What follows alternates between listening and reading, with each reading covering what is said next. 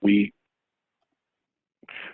are very much want to become a partner and develop a relationship with our clients, help them grow, solve, not sell. So even as business development, you'll never hear me get in front of anybody and try to push a product. Simply want to learn about their business and how we can provide value and help them grow. So one of the things, and I think this has really benefited us a lot, but 90% of our clients do everything online. We have a great app, website. Our clients are able to take advantage of this, which means clients of our bank, even with everything that's occurred over the last couple of weeks, have still been able to conduct their business, and this bank is thriving. Any questions before I jump into the Paycheck Protection Program? I don't think so. Go for it. Okay, so I know that you all are all aware, CARES Act was approved by Congress last week. The House approved it on Friday. The President signed it, I think, just a matter of a couple of hours later. As soon as that was signed, basically the Small Business Administration, the Treasury Department, every impacted federal agency basically had to figure out, how are we going to implement this? And in all honesty, they're still trying to figure out how they're going to implement this.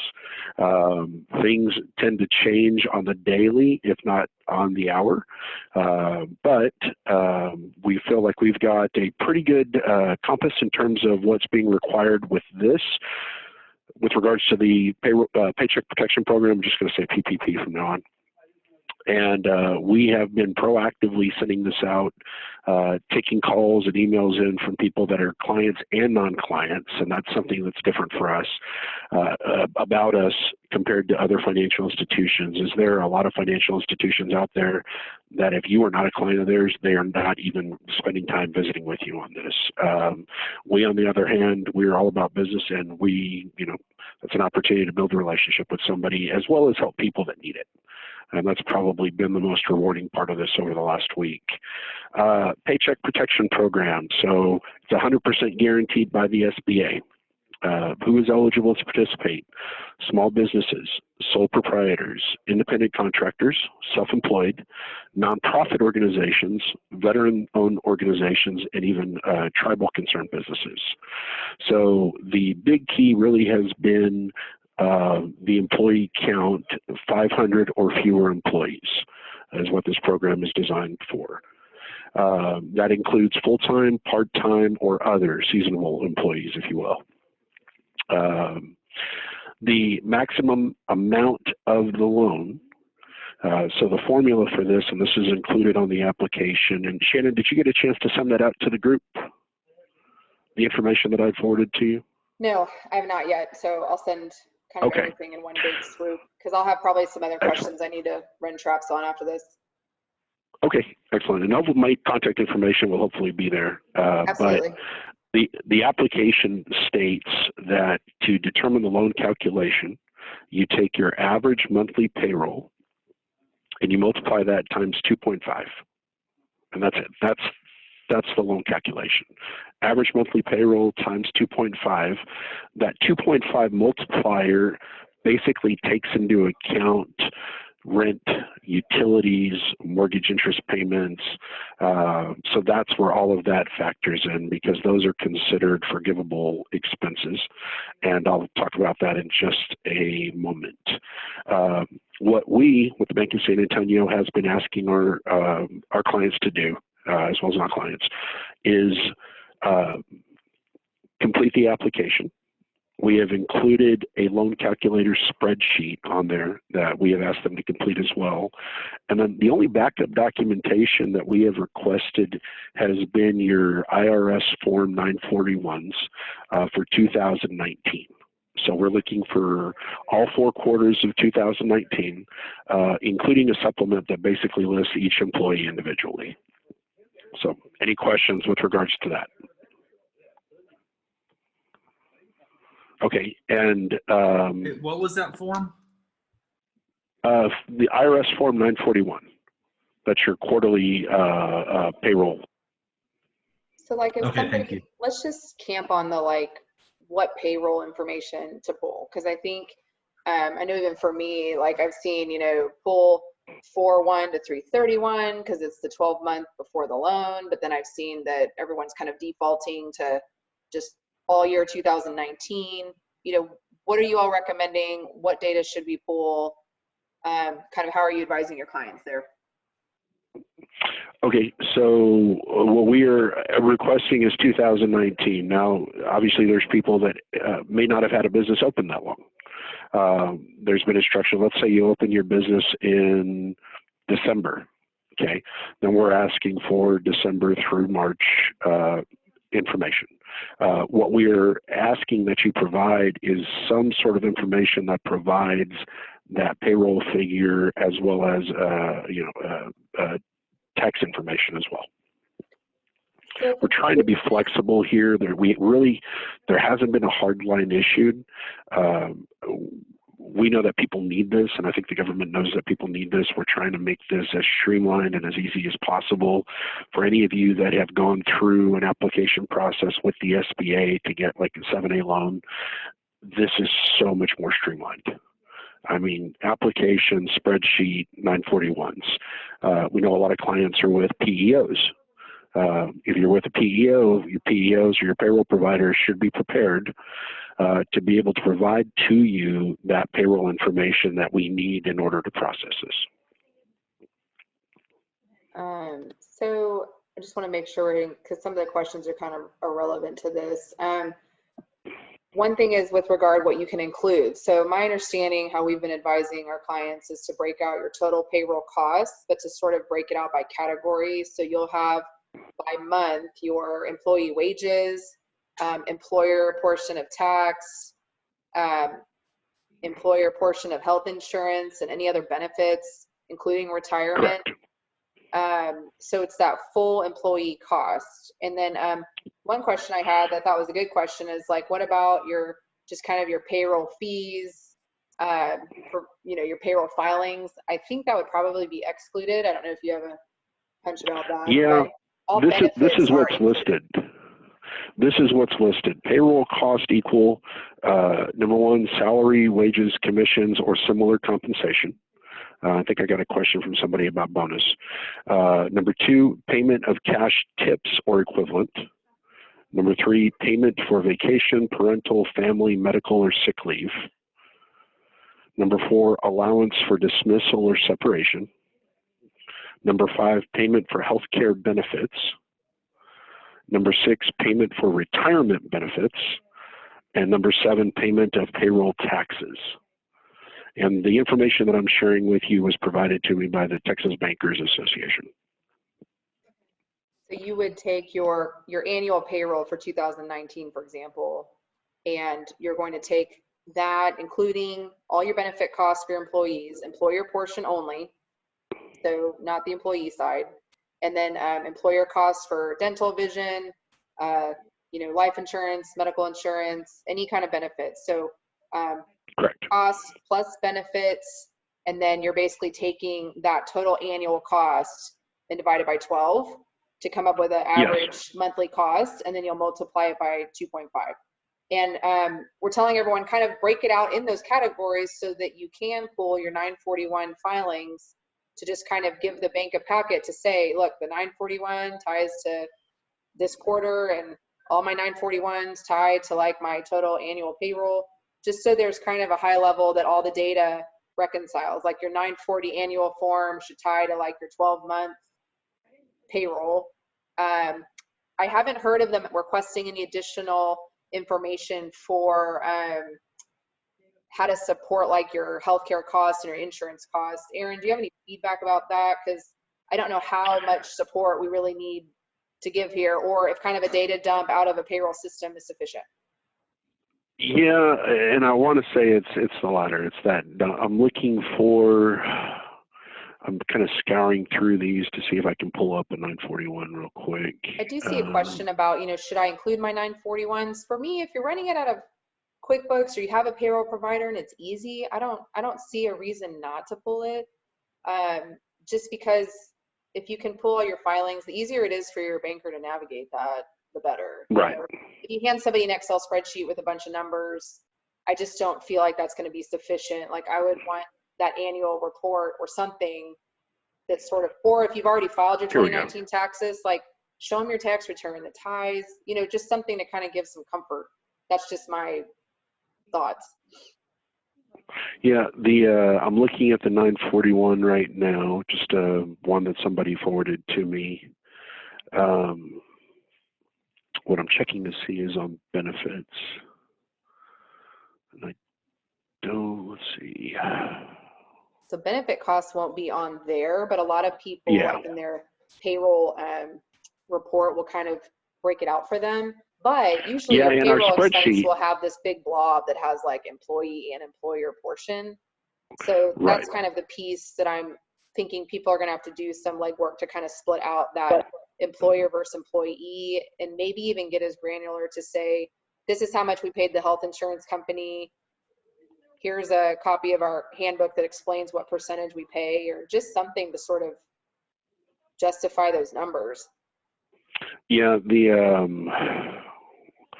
spreadsheet that we've included, and this is something that we've attached. So just to kind of preface all this, other financial institutions may require different pieces of information. This is what the Bank of San Antonio is requesting. So this loan calculator spreadsheet that we put out is something that we've put out. That's not coming from the SBA. This is what we're requesting. So this breaks down salary, wages, and commissions for employees earning less than $100,000. It asks for number of employees earning more than $100,000. And then there's another box for salary, wages, commissions for those employees. And if you earn over $100,000, then you are capped at 100. So when you're pulling your annual, you know, your 2019 payroll cost, you want to, let's say your cost is, I don't know, $1,050,000, but you had 2 people making 125. Like you have to basically take off any of that payroll that's over that 100,000 threshold. It doesn't qualify. That is correct. And there even is a box that says excluded wages for employees earning over 100,000. So we'll be looking at that. Yeah. So we want to know the number of employees earning more, their wages combined, and then, you know, confirming how much has been excluded from that total. But there is boxes on here for employer-paid group health insurance premiums and benefits, employer-paid retirement plan contributions, and employer-paid portion of state local taxes for comp. And that's broken. You know, this loan amount calculator is 12 columns for all 12 months. Okay. And then should if a business has a contractor, oh, sorry, go ahead. I'm sorry, Shannon, it's Kim Ford. Yes, ma'am. Hey, I think we need to talk about what's excluded as well, because the employee portion of Social Security is excluded, and also their withholding, which is really it's really confusing. And the way I understand it is that, you know, like if you have someone that makes, you know, $500,000, and let's say their withholding amount is $100,000. You know, it doesn't limit it limits the wages to 100,000, but then the withholding gets limited pro rata. So we've got to be careful with all those things. And I don't think we can also count the all the payroll taxes that we pay on employees. I think it's just the state taxes in Texas, the TWC. Yeah, what this document states is state and local, and we've been waiting for clarification or guidance from the SBA with regards to federal withholdings, but we have not received that as of yet. But that's been a pretty common question as well. Well, I mean, it says that the things that are excludable from what I see are taxes imposed or withheld under chapters 21, 22, and 24 of the IRS Code, which is your withholding and Social Security. Then I'm not sure what document you're looking at. I apologize. It's okay. But you know, it's just I'm a CPA too, and I've gotten, you know, just like Shannon, I'm sure you have gotten barraged with information. Yeah. Yeah. Well, every association and organization out there is coming up with their own, you know, summaries, and But that makes sense as to why, this lists just employer-paid portion of state and local taxes. And I would split, like, if you have your 2019 payroll, I would just make sure you have it broken out by month into like every category, like their gross pay, and then the employer portion of like state, local, federal benefits, and just have all of it in a separate column so that you can kind of slice it and present it in every which way. If it changes in the next 2 days, just get it that way. But it's really going to be like your actual costs, not including federal tax amount. And one thing that I want to mention too is there's an employee retention credit. And I think there's been some questions about the tax side of the credit, because if you get the CARES loan, and Kim, feel free to jump in, but if you get this CARES loan, you no longer qualify for the employee retention credit, because in the IRS's mind, you're basically using government funds to pay your employees, so they're not going to turn around then and give you also a credit for keeping those employees, if that makes sense. So that credit you will no longer qualify for, but you will still qualify for the credits related to the expanded FMLA. So don't get the credits for the FMLA confused with the credits for employee retention, because they're two different things. Can I ask a question? My understanding was only that it was medical premiums, not any other benefits. Is it state somewhere all benefits, group benefits paid by the employer? What I have seen is group health benefits. Group health insurance premiums benefits. It does not, I have not seen it broken down into medical only versus vision, dental, et cetera. Shirley, this is Kim. What I read is it's healthcare benefits. So I think you could probably lump, whatever that means, because it says healthcare benefits, including insurance premiums. So I think dental and vision is included. What I'm not sure about is life. I do not think life is included, but I'm honestly not 100% sure about that. Well, if they're saying, I'm sorry, benefits, group life is also a benefit that the employer pays for. I'm just, if they're going to throw it all in there, that's why I was asking. Yeah, Shirley, I think it's just healthcare. Okay, thanks, Kim. But I am seeing that it is retirement funding as well. Yes. Correct. Thank you. And then there was one question about, does it include the payroll costs, but also commissions and bonuses? And my understanding is commissions and bonuses are still included. So you would pull the 2019 all compensation. And again, if commissions and bonuses take somebody over that 100,000, you would have to back off the over and above. But that's considered part of their pay. What about per diem? Per diem? Payroll costs listed here says salary, wages, commissions, or similar compensation. So I'm not sure. It hasn't gotten very specific, which is left, there's so much that's vague that we're waiting on additional guidance, and I wish I had more clear information for you. One question I had from someone was about the business start date, and if they changed from a sole proprietor to an LLC or an LLC to an S Corp. And I would use the business formation documents when the business started. If you change to like a sub S or something like that, I would still include the full period. They want your business formation documents, like how long you've been in business.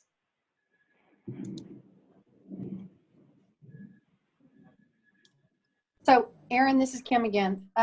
Yes. And it's also included in the in all the compensation. I've gotten conflicting information about payments to independent contractors. Those are not reported on the Form 941, and a lot of people, pay independent contractors, and that's a big part of their business. What are you hearing on that? Okay, so that's probably the biggest question that we've been faced with is. With regards to independent contractors in 1099s. The instruction that we have received and that we are sharing, or the direction that we've been sharing, is that contractors 1099s will be able to apply on their own beginning April 10th. So because they're not included in that Form 941, they're not considered an employee, they would actually apply to this program on their own. Oh, that And they makes should not sense. be Okay. a part of your calculation. And it's caused a lot of heartburn for a lot of people because, you know, there's different types, as you all know, different types of contractors.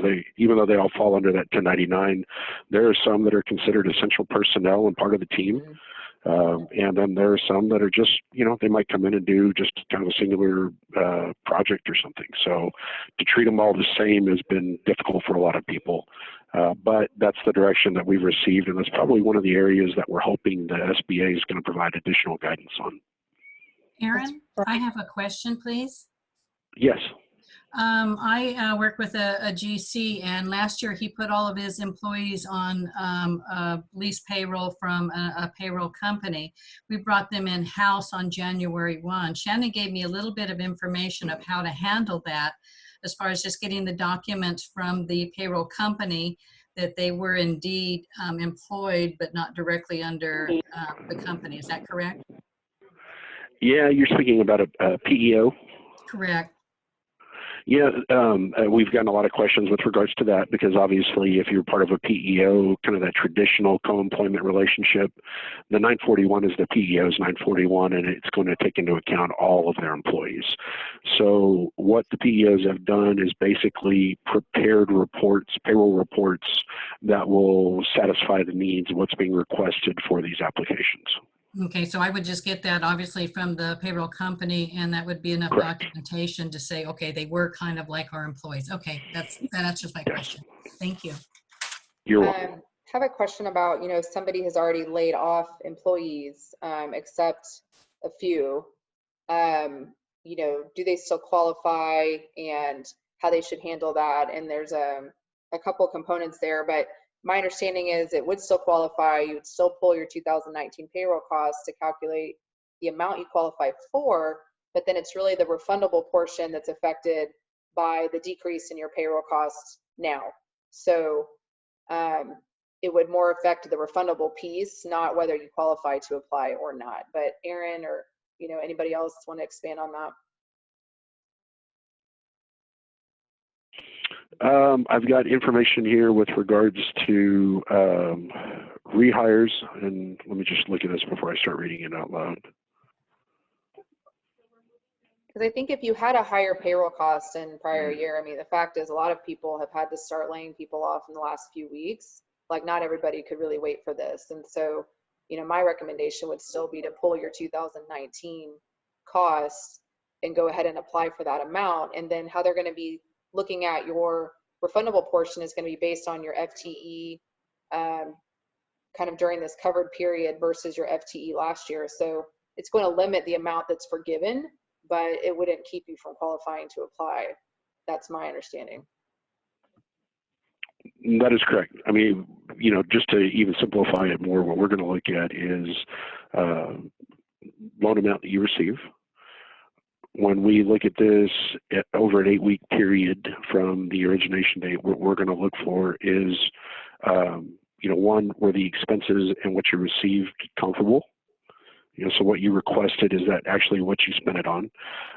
2, 75%, no less than 75% of that amount should go to payroll. And then the remaining 25% or less would be for rent, utilities, interest on any other mortgage interest, for example, excluding principal. But 75% of that amount needs to go towards employees. And what if somebody like their payroll costs went way up like in the first quarter of 2020? Is there a way people could go through Q1 of 20 instead, like 4/1 through 3/31, because their payroll cost is higher in that period?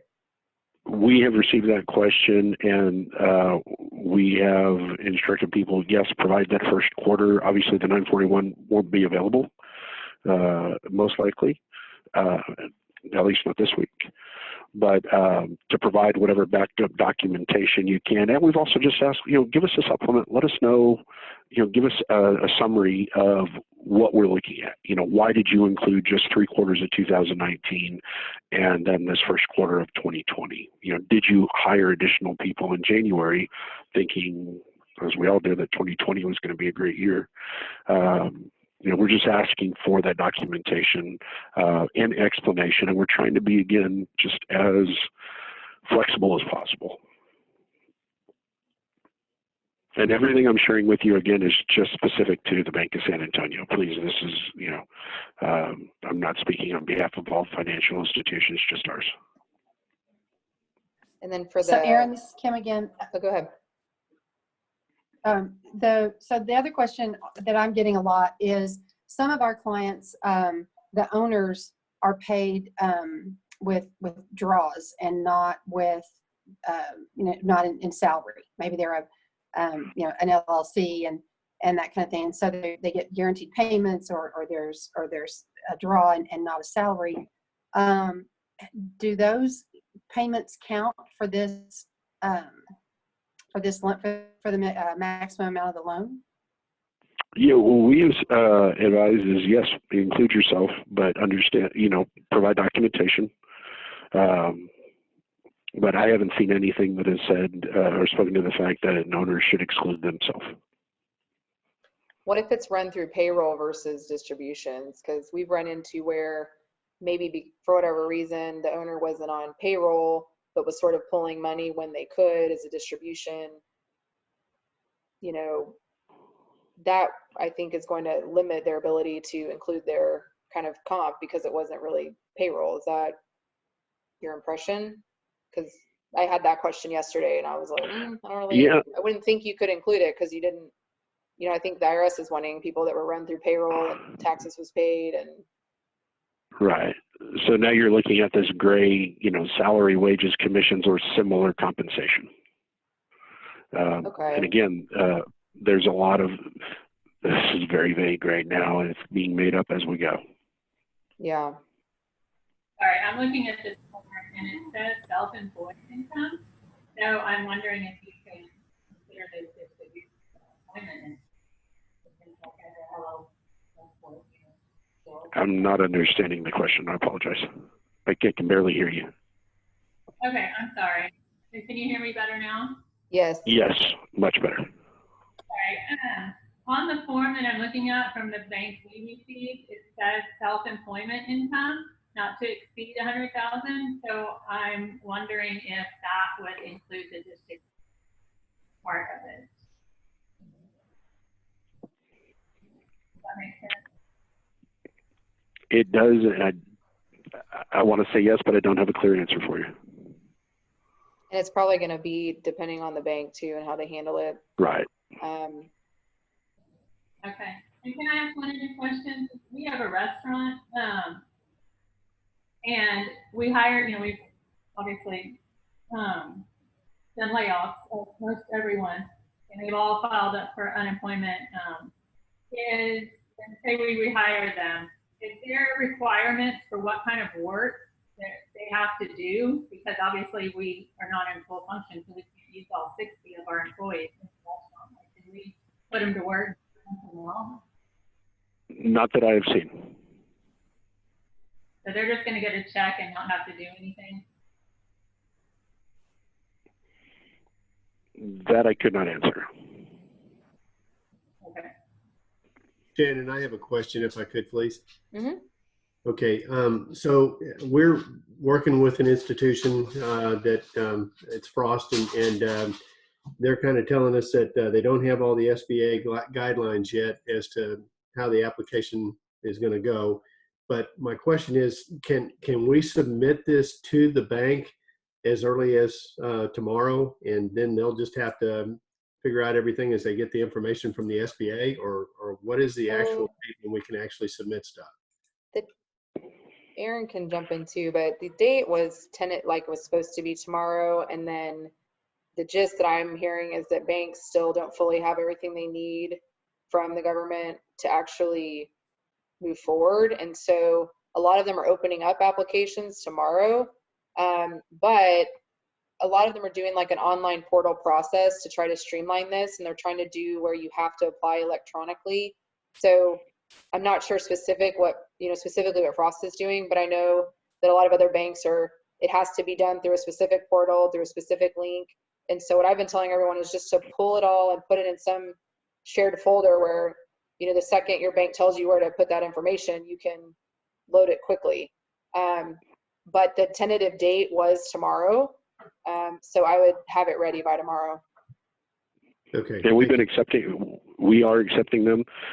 We don't have a specific portal. We do have our form and just been sending that out. We have a link on our website, which is thebankofsa.com. We have our business resource center. You can link to that. You'll see there's, I think, a yellow tab on there that says, COVID-19.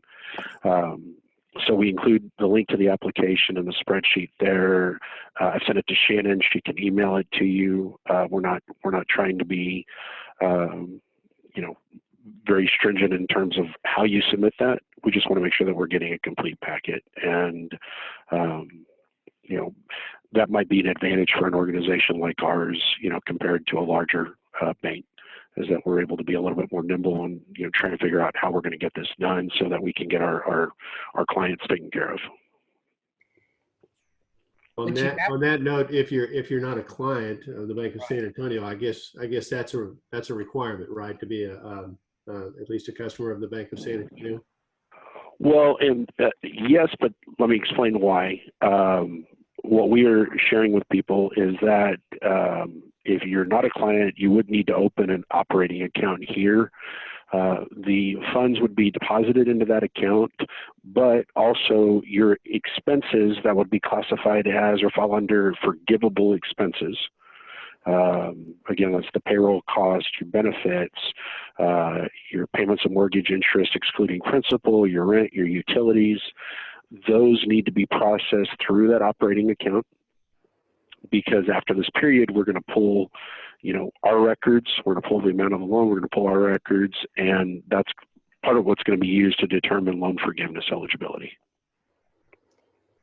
Can I ask a clarifying question? Please. Thank you. So right at the beginning, you said you take the salaries, however that is made up, and you multiply it by 2.5 times. And that's to give the 0.5 essence of that coverage for the rent and utilities. Or do we add the rent and utilities in on top of the salaries? No, average monthly payroll times 2.5. So you're not factoring in your rent or your utilities, any of that. Okay, just double checking. Thank you. Yes, no, good question. Let me read some of this to you. This is speaks to loan forgiveness in terms of what kind of documentation we'll be looking for. Number one, documentation verifying the number of full-time employees on payroll and pay rates for the covered period. This must include state and federal payroll tax filings. And this is from the Texas Bankers Association information. 2, documentation including canceled checks, payment receipts, transcripts of accounts, or other documents verifying payments on covered mortgage obligations, payments on covered lease obligations, and covered utility payments.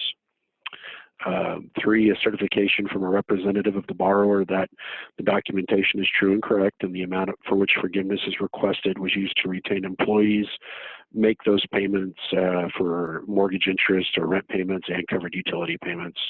And then my favorite one, number 4, any other documentation that's deemed necessary. It's tough to tell that this is being created as we go, huh?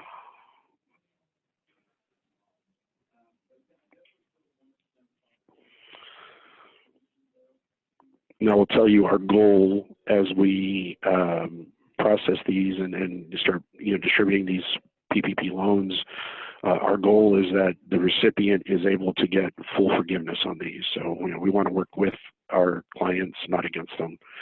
Make sure that they're able to document and hopefully receive full forgiveness on that. I had a question about eligibility. I had somebody ask about if they have less than 500 employees, is there also a revenue threshold or anything that would keep them from applying, or is it purely based on the number of employees? You know, I saw something that mentioned certain businesses with over 500 employees. And then I've also seen something that speaks to per physical location. But for the most part, just looking at that one threshold, 500 employees or fewer. And there was some questions about, you know, if you didn't lay people off, but you stopped paying them. And the calculation on the forgiveness is going to have a couple different components, because they're going to be looking at your full-time equivalent, but also they're going to be looking at your total payroll costs. So they're both a factor.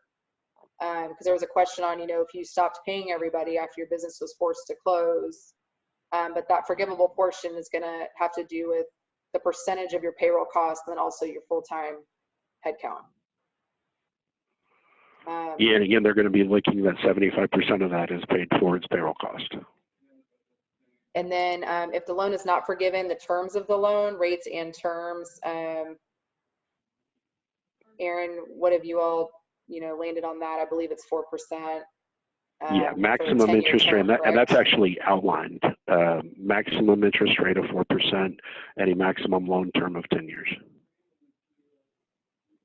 And then will every bank will have their own application form and process, really? I mean, they'll be similar, but every bank has a different form for the most part, right?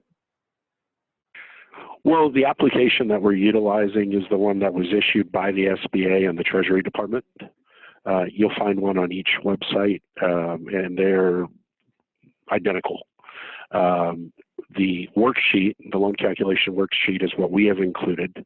And then I think the difference, probably the biggest difference you're going to find, is the documentation that's going to be required by the different financial institutions. And then I had a follow-up question about confused thinking rent was included. So there's two different things. There's the calculation for what you qualify for on the loan side, which that's related to your payroll costs only. Rent doesn't have anything to do with that, but you are able to, after you get the loan, you can use the loan to cover rent expense. So it's like a qualified expense, like a use of the funds, but it's not part of your calculation for how much you qualify for, if that makes sense. Well, that's the 2.5 multiplier is what they're utilizing to include everything outside of payroll. And I think they just kind of came up with a blanket formula as opposed to having everybody provide, you know. It it's an 8-week cover period, process, so they're saying, hey, yeah, it would make this process weeks. so much longer. Yeah. Because you know, the goal is to have an 8-week period. So if you think they're taking 2.5 months, so they're kind of saying, hey, we're giving you 2 months plus 0.5 of other stuff. Yeah. Yeah. Right. And then employer portion of Social Security, is it included? What about workman's comp? I have not seen anything that speaks to workers' comp. I have not either. And I don't know, Kim, if you've heard anything on workman's comp, please jump in. But No, employer portion of Social Security, I do not believe is included. Yeah, I haven't seen either of those.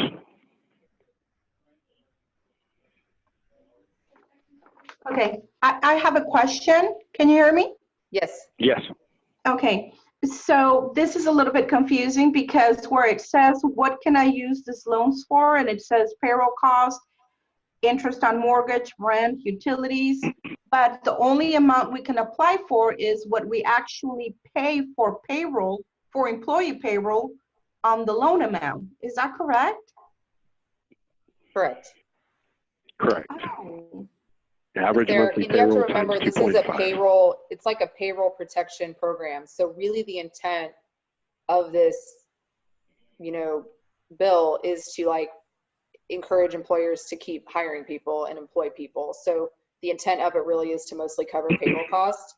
So they're using this 2.5 payroll formula to basically get to about 2 months worth of pay. And it's like, you can use it for rent, you can use it for interest, but really the calculation's based on your payroll.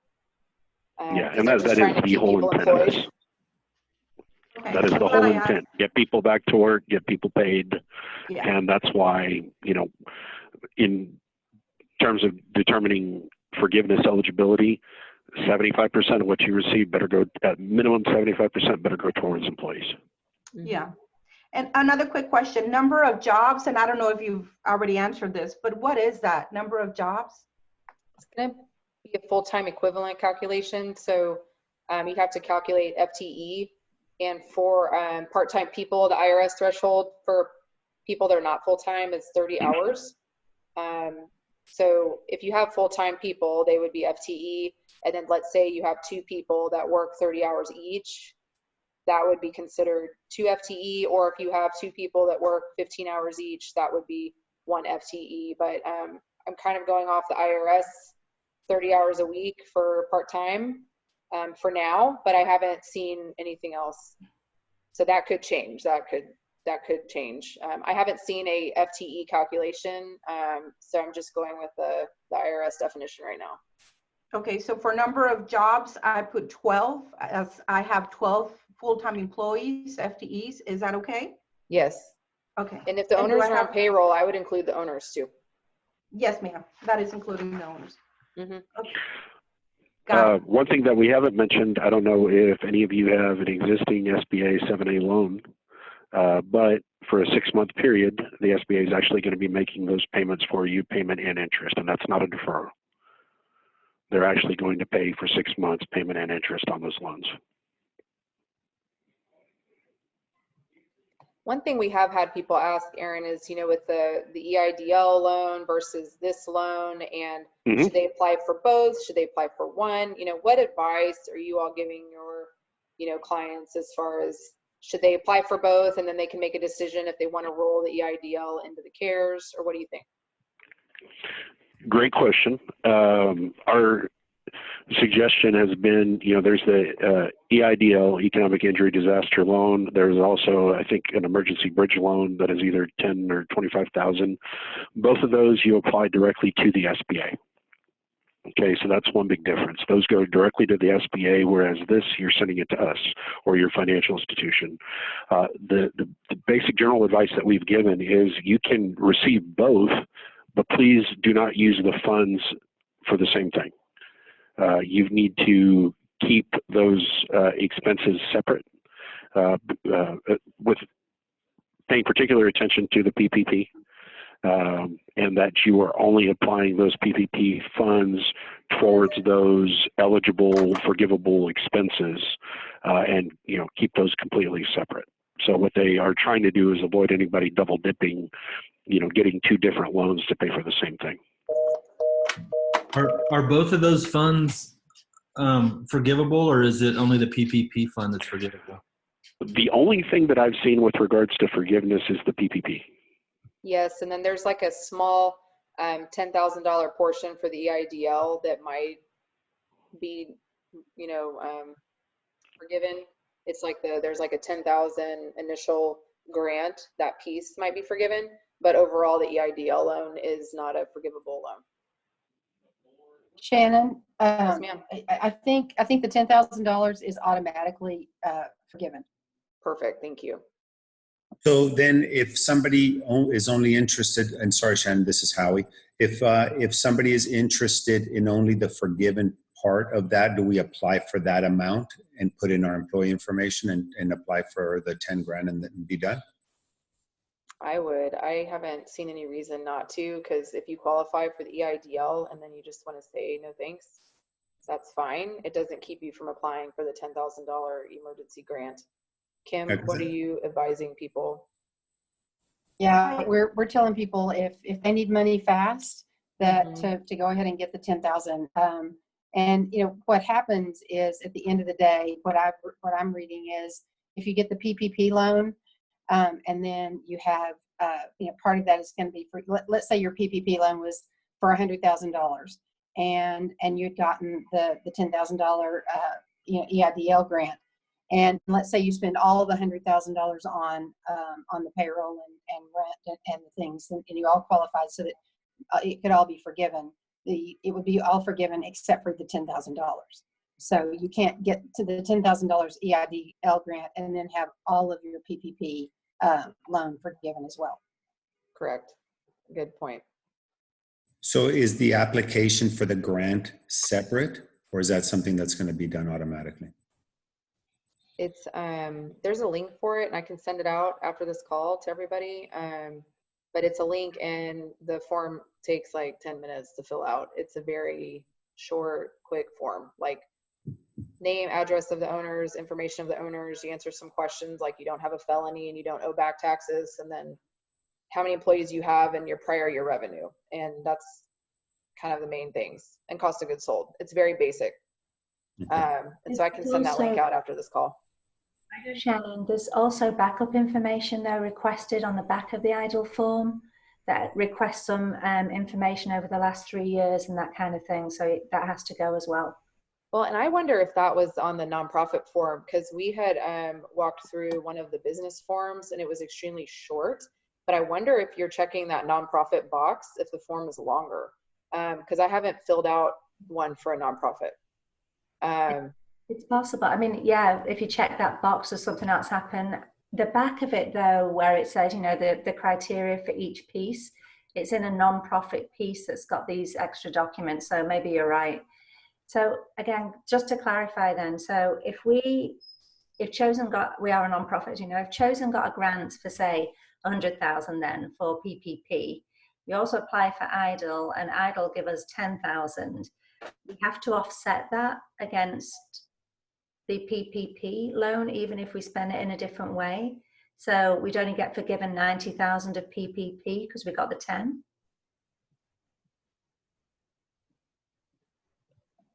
That's my understanding, is that you can't have the forgiven under both parts. So you would have, out of the PPP, you would have 90 of it forgiven, because they're not going to approve like the full 100 and also forgive that part. So they essentially basically take that 10,000 grant and apply it towards a portion of your PPP, kind of like we already forgave 10,000 of that. So we're not going to forgive that 10,000 again.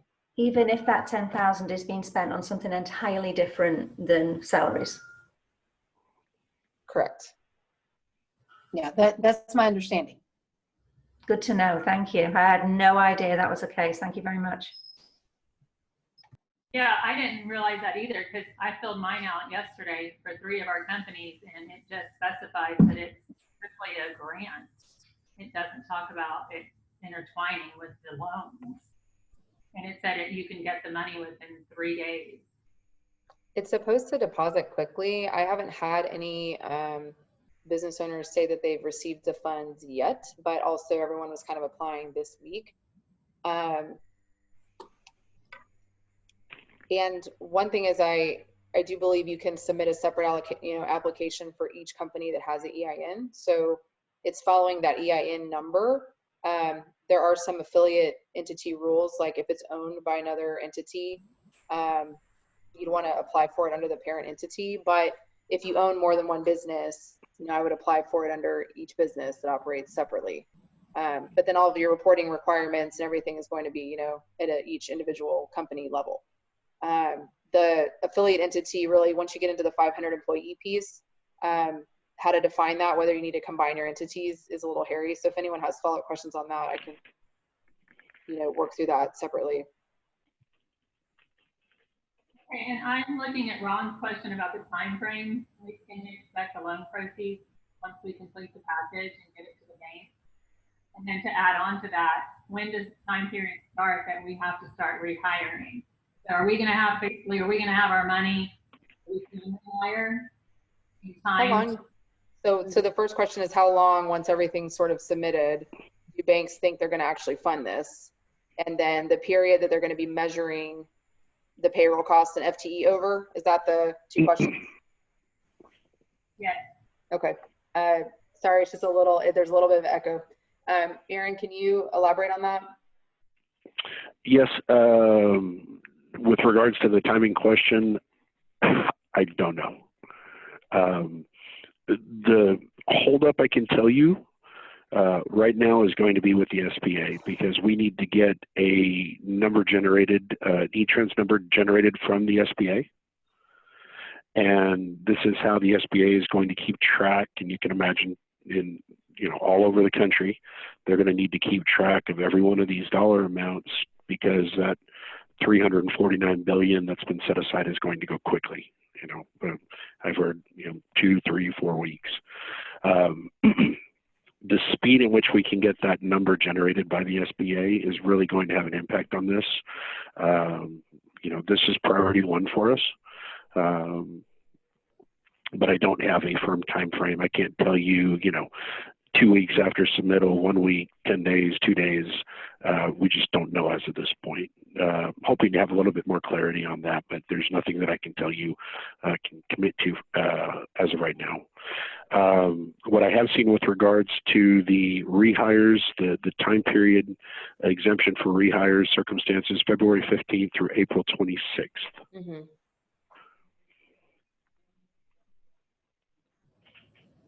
And I don't know if that answers your question. So that's the window where they'll be looking at your payroll costs and your FTE number. That was for bringing back employees that you may have furloughed or let go. Perfect. And then the FTE calculation, there's actually 2 periods you can pick from when they're going to be comparing like your FTE. And so there's a couple different options that it's at the borrower's discretion. So they're essentially going to be saying, okay, what's your FTE, average FTE during this period as comparison to a prior period? Yeah, we're asking for your payroll information for 2019, but we're also going to ask number of employees at the start of this process, and then the number of employees at the end of this process, because we want to make sure that nobody takes this money and then let's go after workforce. I mean, the whole purpose of this PPP, Paycheck Protection Program, is to get people back to work and get them paid.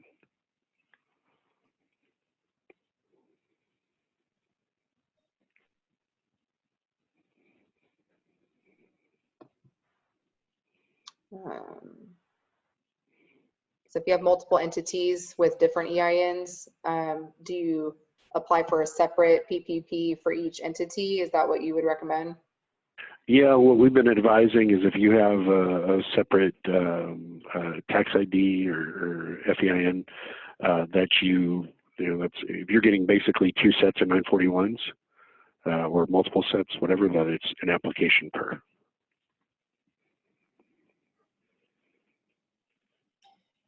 Aaron, we got some information today that said that small businesses and sole proprietorships can apply on April the 3rd.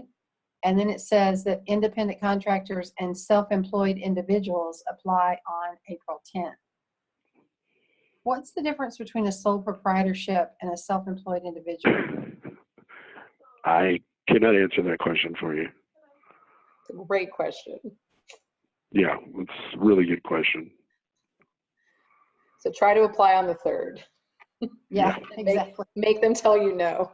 I think that's a very good strategy.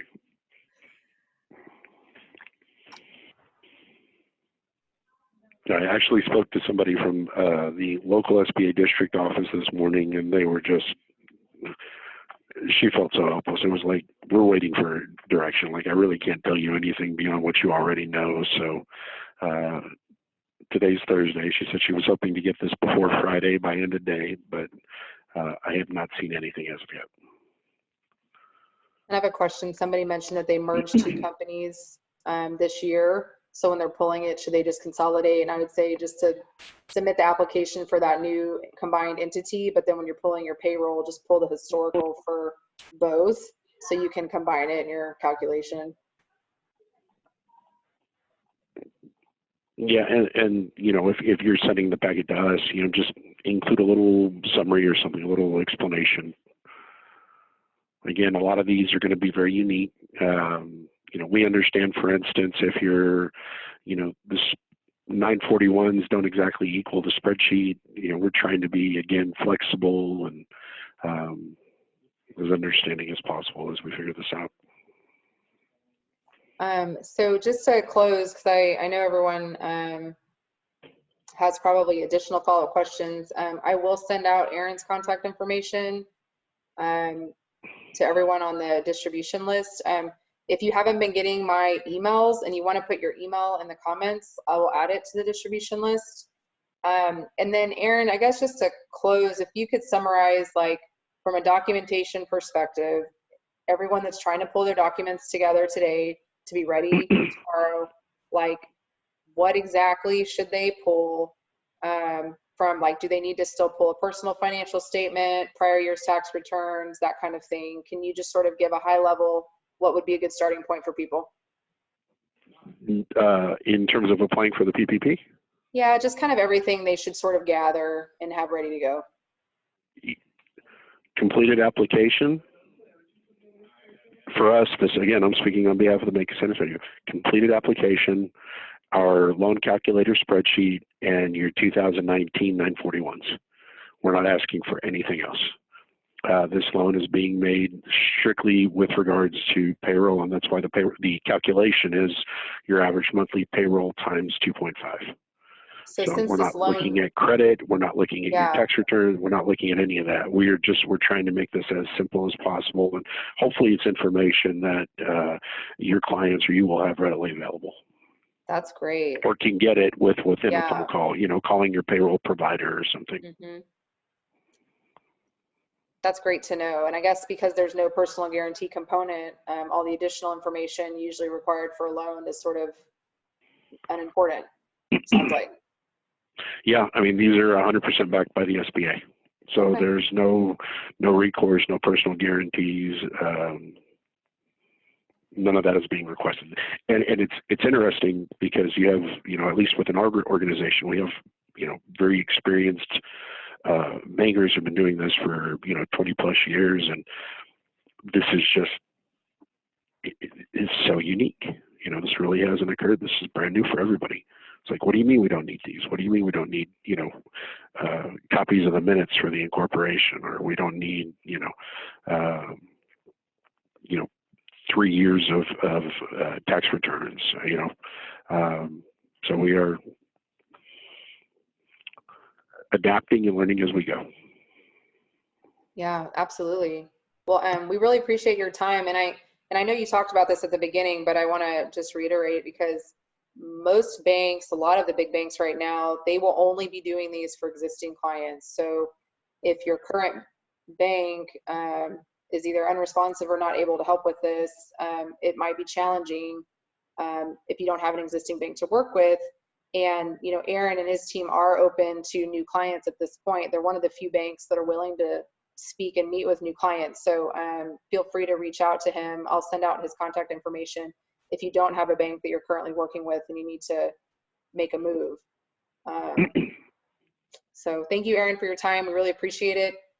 If anyone wants to add, I'll leave the meeting open for a little bit longer. So if you want to add additional questions, I'll do my best to research them and send as many answers as I can. And then also, if you want to get additional information, if we continue to send emails out, put your email on the bottom, and we'll just, as I get information, I'm sending it. It's changing on a daily basis, and I certainly don't have my arms fully around everything that's going on. So appreciate, Kim, you collaborating on this call as well. It was just awesome. And Aaron, thank you again for your time. My pleasure, and I apologize for the hour-long tap dance here. We're doing our best, but it was a pleasure visiting with everybody. Thank Awesome. you. Thank you, everyone. Thank you. Thank you. Bye. Thank you very much. And Shannon, on a separate thing, I'll text you, call me when you're done. I want to ask you something about QuickBooks. Thanks. Yes, sir.